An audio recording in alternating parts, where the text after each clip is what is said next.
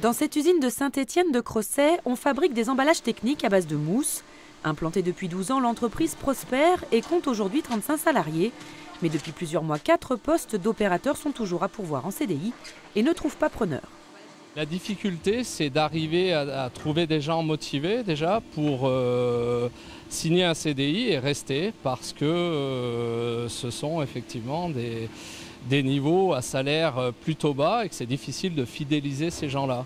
Et nous sommes obligés de garder ce niveau de salaire pour rester compétitifs. C'est le marché qui veut ça.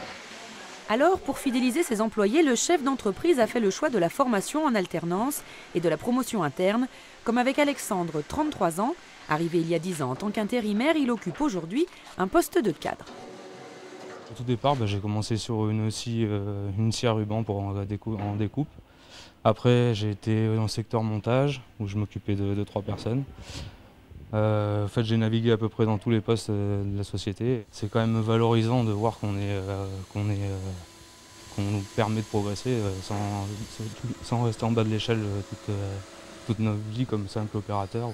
Et pour doper encore plus ses chances de recruter, l'entreprise a fait appel à un conseiller en ressources humaines. Cet après-midi, il s'agit de dresser un futur profil de poste.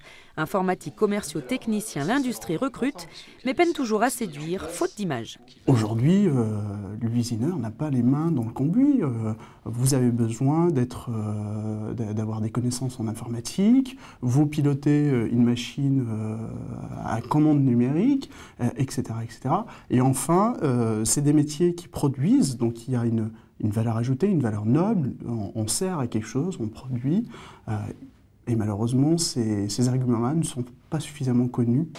Rien qu'en Pays Voironnais, une centaine de postes dans l'industrie sont en souffrance, certains depuis 6 mois, d'autres depuis plus de 3 ans.